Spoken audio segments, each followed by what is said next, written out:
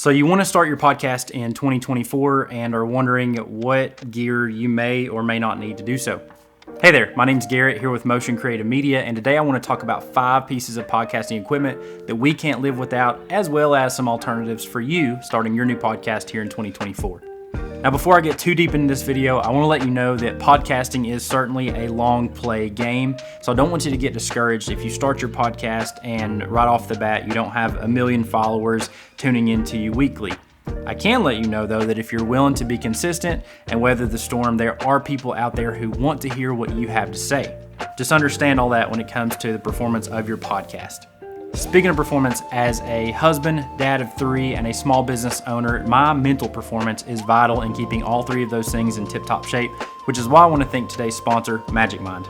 I've been very open about my caffeine addiction over the past 5 years, and so whenever Magic Mind reached out asking me to try their mental performance shot, thought I had nothing to lose. What the heck, we'll give it a whirl. Within the first 2 weeks of using the mental performance shot, I was able to cut my caffeine consumption in half, and by the end of 30 days, I no longer felt the need for my afternoon energy drink that had plagued me over the past 5 years. Magic Mind is very clear about the fact that this is not a caffeine replacement, nor is it a quick fix. This is meant to accentuate your current daily routine.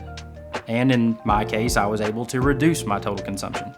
At the center of this mental performance shot are clean ingredients such as ceremonial grade matcha shipped straight from Japan, as well as lion's mane mushroom grown right here in the US of A. If you would like to try the Magic Mind shot for yourself, you can follow the link in the description below and use code MotionCreative20 for up to 48% off of your first order. Magic Mind, I want to thank you for the mental performance shot and thank you for helping this caffeine addict. Also, thank you for sponsoring this video. The most important part of a good podcast, obviously, is audio, which is why we trust the Zoom H6 recorder for all of our audio needs. Now, the H6 is a handy little device. Obviously, it's small, lightweight, easy to carry, but it has 4 XLR inputs so that Jared and myself can have 2 guests on our podcast. Each channel is individually controlled, and you do have built-in effects. Let's say you're starting tomorrow, though, and you don't have a recorder. A great alternative is actually your cell phone. Most modern cell phones have a voice recording app, and as long as you're in a pretty clean environment with no background noise or hums, your audio should be good enough to upload to Spotify, YouTube, and Apple Podcasts. Just make sure that you're in a very controlled environment. The second piece of gear that we can't live without is a good microphone. Now, for Faith and Frames, Jared and I use the PreSonus PD70. It's a very affordable studio style mic. I think you can get them right now for $100. And this is essentially a Shure SM57B clone. Now, am I going to sit here and tell you that this microphone is the same exact performance as the Shure SM57B? No, but for about 1/4 of the price, I think it's a great alternative. And again, if you don't even have access to a microphone or you're wanting a cheaper microphone, might I suggest the Shure SM58, which has been a staple for concerts, podcasts, and whatnot over the years. And again, your phone. As long as you've got a pretty modern phone, the Voice Memos app, most of the time your audio is going to be just fine, even if you don't have a studio style mic. Now, as far as mic stands go, we currently use the OnStage Studio arms. The only disgruntlement that I have with these arms is the springs in them, if you accidentally hit the arm, do tend to reverberate a little bit. So just be leery of that if you are using any studio arm. But you can also handhold these mics just the same.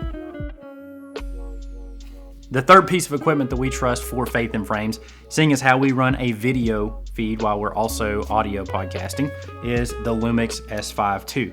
Now, I can't speak enough about this camera. We've been in the Lumix game for a while, going all the way back to our wedding days whenever we started shooting weddings. I love Lumix cameras, and the S5 II has been more than sufficient for everything that we've needed for, including the Faith and Frames podcast. If you are wanting to get into videoing your podcast, again, you don't have to have a big fancy mirrorless camera or a cinema camera like what we're shooting on right now. You can simply use your phone. And finally, the last piece of gear that we cannot live without for Faith and Frames is our lighting. We currently use a Nanlite 300 with either a lantern or just a typical softbox blasting straight down into a reflector to get a clamshell style lighting scenario, and this seems to work really good, especially when we have guests on and we only want to use one light source. Again though, if you're just starting your podcast and just starting a video, you don't have to have a big fancy light. I will say this though, lighting does matter. So make sure you find yourself a big soft source like a window, or if you're outside, find yourself some shade so that the sunlight's diffused a little bit, but you don't have to have a studio light in order to video your podcast. It is very helpful though when it comes to controlling your light.